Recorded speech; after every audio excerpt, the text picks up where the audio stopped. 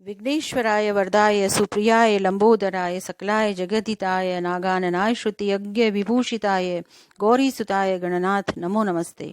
भक्तिर्ति नाशन पराय गणेश्वराय सर्वेश्वराय शुभदाय सुरेश्वराय विद्याधराय विकटाय च वामनाय भक्त प्रसन्न वरदाय नमो नमस्ते।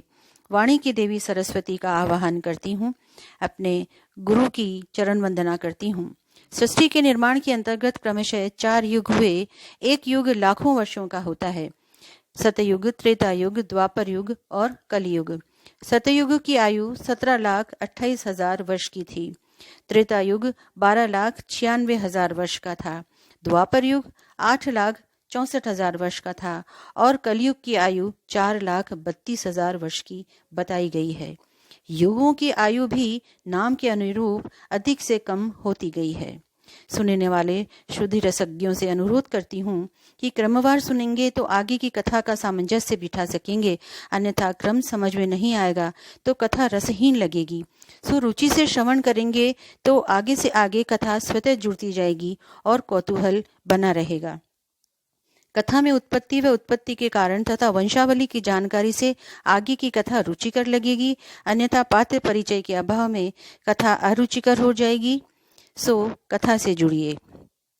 आप सभी का हार्दिक धन्यवाद और आभार करती हूँ आपके स्नेह के लिए। इसी प्रकार स्नेह देते रहिए और विस्मय व उत्सुकता भरी कथा के माध्यम से अपने पूर्वजों की विराटता, सामर्थ्यता और तपस्या तथा तपस्या के प्रतिफलों को जानकर अपने हिंदुत्व होने पर आनंदित होइए और गौरवान्वित महसूस कीजिए।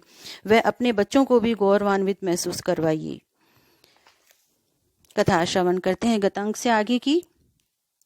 आप सभी का कृष्ण आश्रय प्रमीला चैनल पर हार्दिक स्वागत करती हूँ।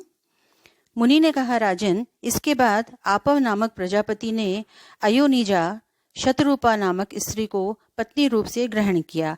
अयोनिजा जो स्वयं उत्पन्न हुई हो। आपव की महिमा से मनु शतरूपा स्वर्ग में व्याप्त होकर रहने लगे तथा शतरूपा अनेक रूप धारण करने वाली हुई। फिर शतरूपा ने 10 सहस्त्र वर्ष तक कठिन तप कर उद्दीप्त तपस्या वाले अपने पति के पास गई।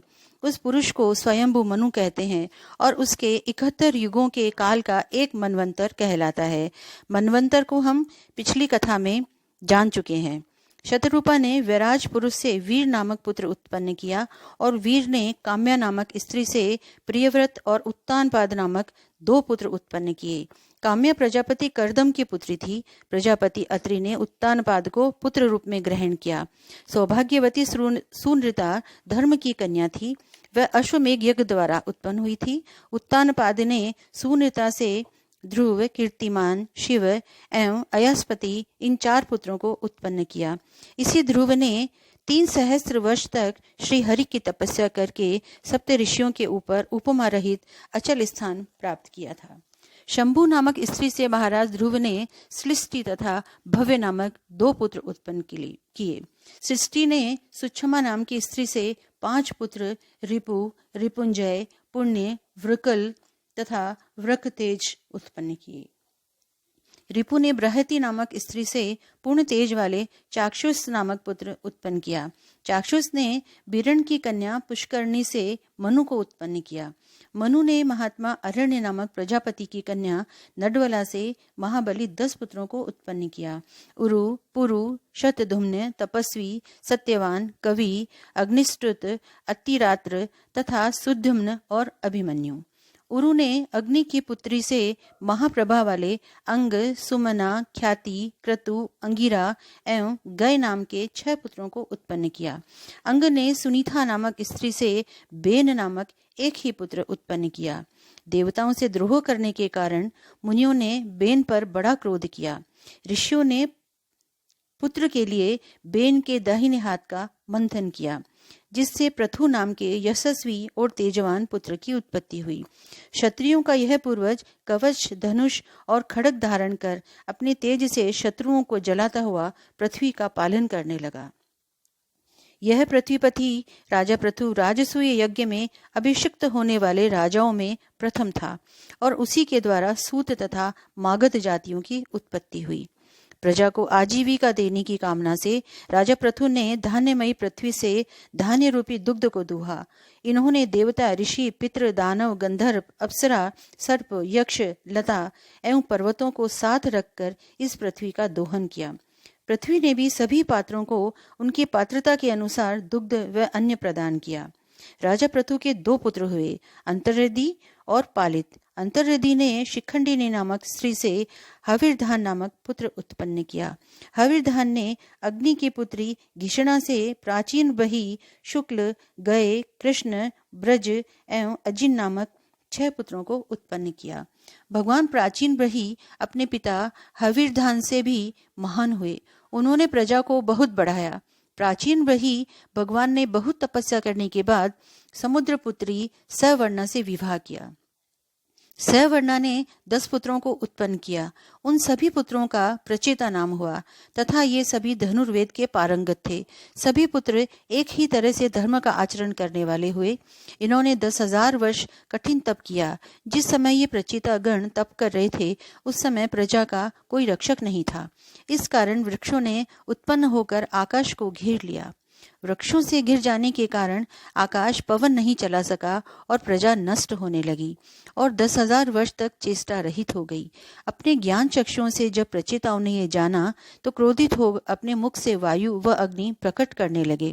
वायु ने अपने वेग से वृक्षों को उखाड़ फेंका। अग्नि ने उन्हें नष्ट करना आरंभ किया। इस प्रकार वृक्षों के नष्ट होने पर चिंतित हो वृक्षों के राजा सोम प्रचेताओं के समीप जाकर प्रार्थना कर कहने लगे, वृक्षों की यह रत्न स्वरूपा कन्या वर वर्णिनी है। इसे भविष्य का ज्ञान कर मैंने इसे गर्भ में धारण किया था। यह मानिशी नाम की कन्या वृक्षों के ओज से रची गई है। सोमवंश की उत्पत्ति करने वाली और वृद्धि करने वाली इस कन्या को पत्नी रूप में आप स्वीकार करो। हमारी और तुम्हारी तपस्या के आधे आधे भाग से दक्ष प्रजापति नाम का इसे पुत्र प्राप्त होगा और तुम्हारी प्रजा को बढ़ाएगा। प्रचेताओं ने सोम के समझाने पर मानिशी से विवाह कर लिया। मानिशी के गर्भ में मानस गर्भ स्थापित किया गया। फलस्वरूप प्रजापति दक्ष की उत्पत्ति हुई। दक्ष प्रजापति ने सोम वंश को बढ़ाने के लिए चर अचर 2 तथा 4 पैरों वाली प्रजाओं को उत्पन्न किया। इन प्रजाओं को देखकर इन्होंने मन द्वारा स्त्रियों की रचना की। इन कन्याओं में से 10 धर्म को एवं 13 कश्यप को दे दी गईं। शेष नक्षत्र संज्ञक कन्याओं को सोम को दी गईं। उन कन्याओं से देवता, दैत्य, दानव, गंधर्व, अप्सरा, गौ, नाग, खग आदि अनेक प्रकार की जातियां उत्पन्न हुई। इस प्रकार स्त्री पुरुष संसर्ग से प्रजा की उत्पत्ति होने लगी। इससे पूर्व की सृष्टि मन, संकल्प तथा दर्शन और स्पर्श से होती थी, ऐसा पुराणों में उल्लेख है। पहले आयु से छोटा बड़ा नहीं बल्कि तपस्या के प्रभाव से छोटे बड़े होते थे। दक्ष प्रजापति की सृष्टि को चर अचर सहित जो भी श्रवण करेगा या पठन करेगा वह पुत्रवान होगा, धनवान होगा तथा संसार की विपत्तियों को पार कर सकेगा। द्वितीय अध्याय। हरिओम तत्सत। आप सभी का स्वागत करती हूँ। मंगलाचरण के साथ जय श्री कृष्णा। यदि आपको जानकारी पसंद आ रही हो, वीडियो पसंद आ रहा हो तो कृपया लाइक, शेयर और सब्सक्राइब अवश्य करें। धन्यवाद। विघ्नेश्वराय वरदाय सुप्रियाय लंबोदराय सकलाय जगदिताय नागानन